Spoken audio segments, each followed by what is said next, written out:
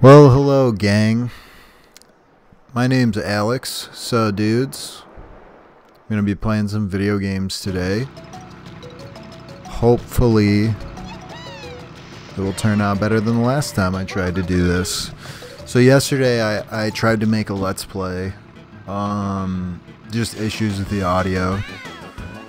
I probably need to get a whole new, I don't know, workstation or something if I'm viably going to be doing this. But we'll see how that goes. I'd like to make one episode that you can actually hear me speak as I play the game. Because otherwise, what's the point? So I was going to maybe play a different game. I wanted to play a game from start to finish, all in a Let's Play. Oh, Banjo. Favorite character right there. And Crunch. I like Crunch too, but I don't like being him. But I always thought he looked cool as a kid and whatnot. So here I am. And Diddy Kong, the star of the show. As you can see, I have some ADD moments. Anyway. My boy Diddy and friends are on a racing adventure. Personally, I always liked this game better than Mario Kart 64. I still love Mario Kart 64, but this was always my game of choice in the kart racing genre. This was the first game that I could ever really truly call my own, at least as my memory serves. And I like to think I have a pretty decent memory. I started a new game yesterday and I was playing as Banjo, to point out that I've always liked Banjo. Even before Banjo-Kazooie came out, I liked Banjo. I don't know why. And when Banjo-Kazooie came out, you can imagine how excited a young man who loved Banjo just from this game was that Banjo had his very own game, and nonetheless it was Super Mario 64-esque. Bumper was another one of my favorites, which is why I've chosen him today. Oh my gosh, hover challenge right off the bat. This is gonna get messy.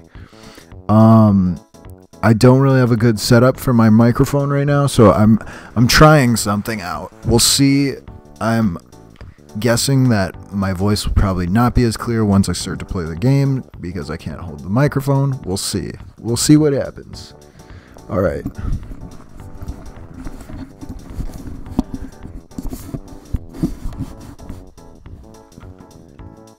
Okay, so hover challenge to test your driving skills.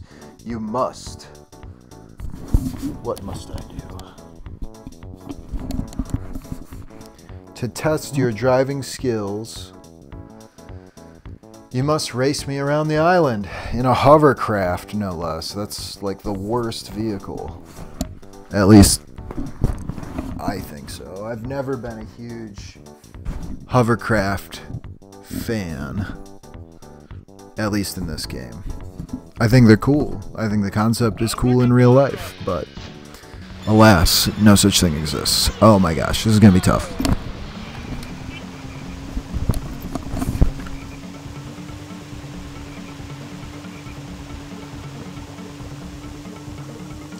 It's kind of cool how they clue you in on the secrets behind the waterfall there. Like, they're not trying to fool you. They're not trying to make you, just stumble upon it randomly. They're letting you know outright, yo, there's a waterfall you can go through. It's very nice, in my opinion. The developers of this, oh man, this is where you get hung up. Yep, that's where you always lose this one. If you're gonna lose the race, it's because you bumped into that wall. 100% of the time. But yeah, it's just kind of cool. Like, they have these secret passageways and they actually show them off to you. They don't keep them a secret, even though it would be exciting to find them on your own as a child, even as an adult probably, let's be honest. Good gosh. I just always remember hating this one, not the hovercraft in general, just this race. But if you know what you're doing, oh man, yep. Getting hung up. Come on. Alright.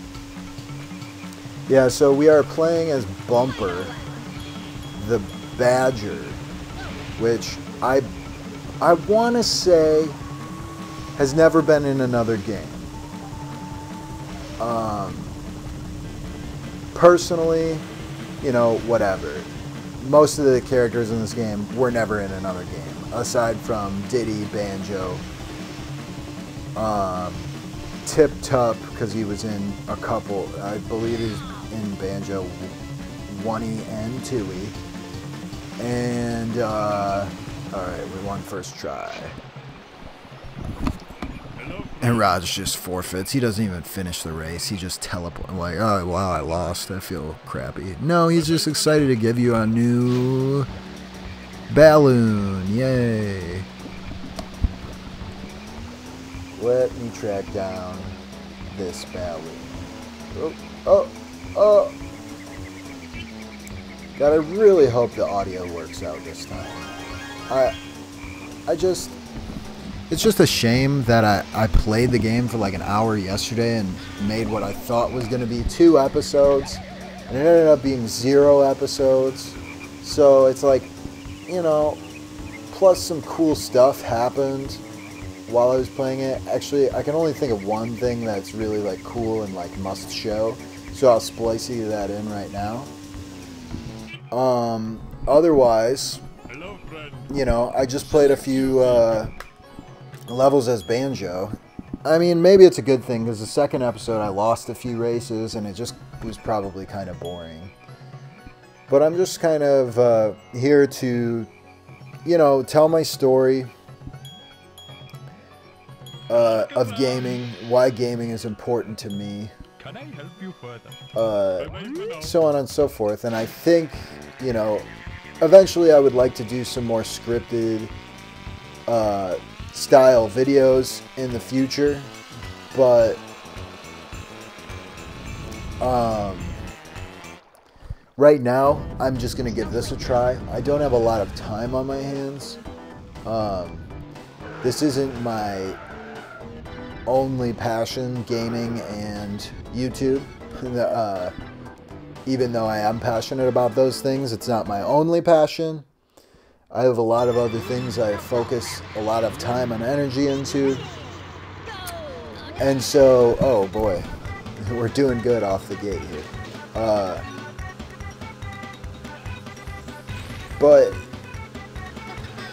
you know, I just think there's a lot, I feel that I have a lot to say about gaming. And that's why I'm doing this. Because I think, you know, video games are a huge, you know, multi-million-dollar industry,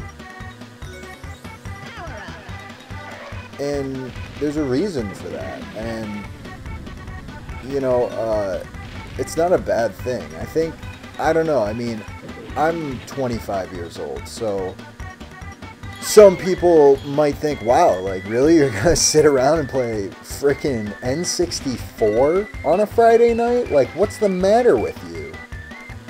But that's what I like to do sometimes, you know?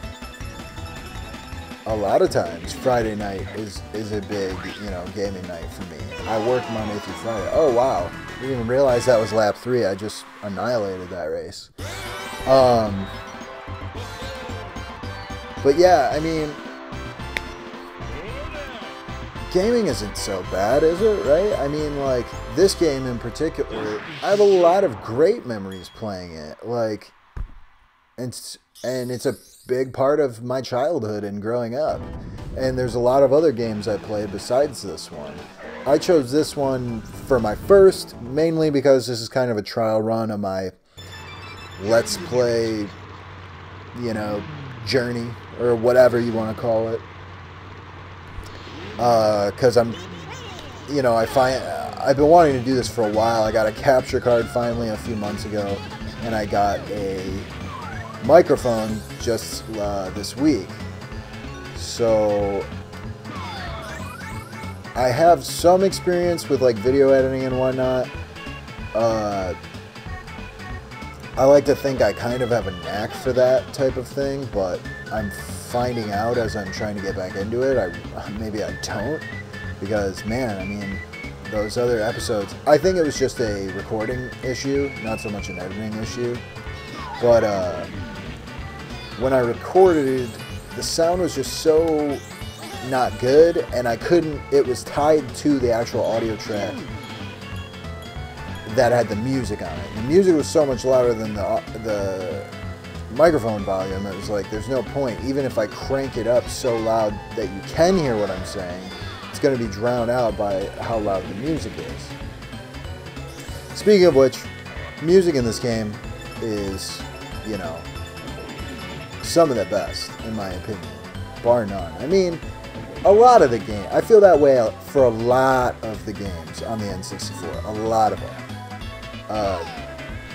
You know, and I think memories a lot of times do get tied to both visuals, but also, you know, it's a whole presentation. In this case, this game's presentation is off the charts. Like, look, we're in like a cool snowy village. I remember being a kid and like driving up to those little houses because I thought they were cool and I just wanted to see what they looked like, you know, like. That's good game design, in my opinion. Oh man, this is gonna be a closey, I think, but maybe not. We'll see. I'm almost there. But yeah, I mean, you know, music can take a game. Good music can take a game from being, you know, decent to excellent, in my opinion. Because gameplay, while it's very important, you know, like I said, it's the whole package. Like, I'm even talking about box art and stuff like that. Like, that is part of the whole package of gaming. Another balloon for the collection, lucky number 13. Oh yeah. What is this? Walrus? Yeah. Man, the bosses in this game, I feel like they're all so hard when I think about it. I mean, there's only like, what, like 5 bosses total? Maybe... I think 5? Yeah. You know, the 4... Is there a space boss? I don't know. Or is that just Whizpig? I think that's Whizpig. That is not Whizpig. That's a walrus with a half shirt on. I forget what the word is for those. And a bow tie. Very fancy. Alright, let's see if we can do this. Oh no! He's so fast! See, that's the thing about... this game, like, the bosses move so fast, it's so intimidating. Like, I can't help but be intimidated by this. Like, look, I can't stay ahead of them for more than 1 second. Okay, well, I'm ahead of them now. I wonder if there's a way to look behind. I bet there's not. Not that that's a huge deal anyway.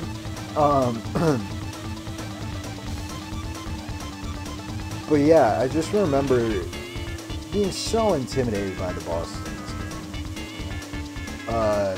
The Triceratops, which I talked about this in episode 1, but since episode 1 will probably never make air, you know, we'll just say episode 2. Oh man, that could be the deal breaker. Oh no, I've got plenty of time. He's way back there. One take Jake. I was like that when the camera panned around and you could see the boss like way back there, like, no. Well done. Now try my new challenge. Collect all the silver coins from the snow world. Collect 8 from each level and win. Then come back and see me. Yeah, the good old do all the races again, but collect coins while you do it. Fun. Hey, but I think we're doing pretty alright here. We got... we just beat the walrus. The walrus is done. Yeah, I think I'm gonna take it into the, what would the third area be? The beach area? Yeah. What is up with that? Why do you just spawn in the middle? I think I actually saw this on like Beta 64 or some reason, or something like that. Where it's like this was initially going to be the hub area or something like that. Yeah, I gotta get something figured out for this microphone. Hopefully this audio is going to turn out okay, or can be mixed to be okay. I'm hoping. Fingers crossed. Oh yeah, barrel roll, son. I remember, I thought I was so cool when I found that out as a lad. Wow, there's a balloon down here, I forgot. Or I mean, a balloon. Oh yeah, give me that balloon. That balloon. Where does this lead? I don't... Oh, right. So cool. Like, I love how the maps all, like, this map, like, this hub world, I should say, intertwines and this and that. It's cool, man. Like, I just think this game is well made. And then, back to what I was saying about the complete package in games. I remember, you know, as a kid, I believe I played this game once at a Blockbuster. But I was already familiar with the box art. Like, I had been to the Blockbuster and looked at the box multiple times. And... Oh man, should have got that key, but I'm not going to waste people's time with a key run and then I don't even get first place and then I gotta play the map again, you know. Screw all that. Even though it probably would be pretty easy to pull off on this. Oh man, a little bit of a bad drift there. 8th place, come on, man. I always thought that turn was weird, like it's unnatural, even the computers bump into the wall. What about this boy? Oh shit! Oh, I only went up like 1 place. It's kind of lame. Yeah, no. See, Bumper's a man. He's got attitude. He's got that cool twangy, like, southern country guitar. You know, like that's like his instrument. It's weird, they all have like an instrument or a sound associated with them, don't they? I mean, like, his is like twangy guitar, banjos is obviously the banjo. Tip Tup is like marimba type sounding thing. I don't know, they all have their thing, you know, that they play that theme song when you're on the character selection screen. Some of you know what I'm talking about. See, this is kind of why I would like to do scripted videos, so I could go more into detail of the things that I like about this game without having to play it. Yeah, I mean, I feel like I'm just kind of, I'm not even talking about what's going on, so maybe I'm doing this all wrong. I don't know. But that shortcut makes this map easy as heck. Or this track, I should say. It's just funny, like, once Halo became a thing, like, now I just refer to every level as a map. I don't know, like, it's so odd, you know? Like, it's not a map, it's a lot more than a map. So, Crescent Island, one take Jake to that guy, which, I mean, come on, how could I not? Oh, I forgot about Whale Bay. I went right to Crescent Island. Whale Bay. Now this is probably my favorite course. I also really like Walrus Cove. I guess I have something for the animal named levels. But this one also has like whales all up in and around it, which is cool. It's a very short course, very straightforward. But listen to that music.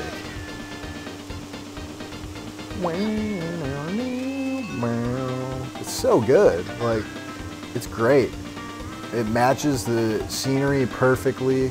Like, I want to go to Whale Bay, you know what I mean? Like, that's good presentation. That's, you know, careful craftsmanship by the developers here. They made a universe, an environment that you know, I want to be a part of. Like, that's cool, you know? As you can see, I kind of know my way around this level. Oh, geez, I thought you could go right through those. That's, my mind's blown. I have this magnet thing. I don't know why. It's just kind of cool to have a triple-powered magnet. Not something you get very often. But yeah, I mean, as you can see, oh, gonna take an easy first place on this one. And the whale is swimming across the finish line at the same time. So cool. I had an enormous fear of water in video games for a very long time. And I still do somewhat. But I mean, I've mostly overcome it. But certain games like Skyrim, I feel weird going in the water. I don't know. I'm like, ugh, I don't know. This doesn't feel right. But it's funny because I know that this is like a thing that many other people went through. With Super Mario 64, and then subsequently for me, I know other people have mentioned this. I know Super Mario 64, that eel in Jolly Roger Bay, I think that's what it's called, or Jolly Roger Lagoon, one or the other. I might be saying that because I'm in or is this Pirates Cove? I'm just getting all my Cove, Bay, Lagoons mixed up right now, but anyway, the Jolly Roger level in Mario 64, there's that eel, and that eel was terrifying to kids all around the globe, and it's still terrifying to this day when you do it. I don't know why they made that eel so scary looking. It was not necessary, but whatever, you know, who cares about the eel? Doesn't matter.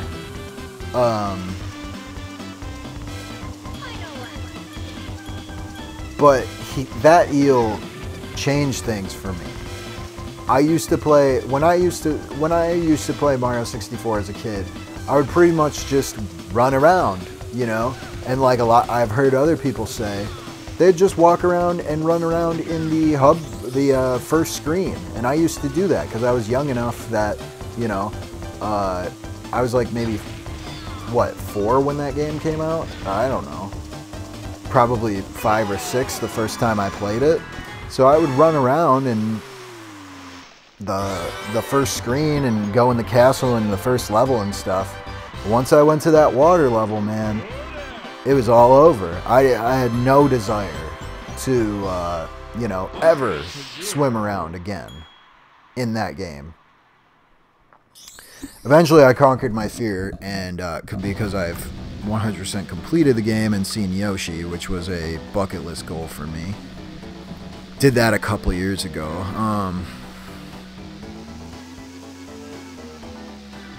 But yeah, I mean, I'm going to call the episode here just because it's getting kind of towards that point. But yeah, I hope you enjoyed listening to me ramble while I played a game that I really like. Hopefully in the next episode I will actually talk about the game a little bit more. But thanks for watching. I appreciate it. If you liked this video, go ahead and like and subscribe to my channel for more. And thanks a lot, gang. I'll catch you next time. Later, dudes.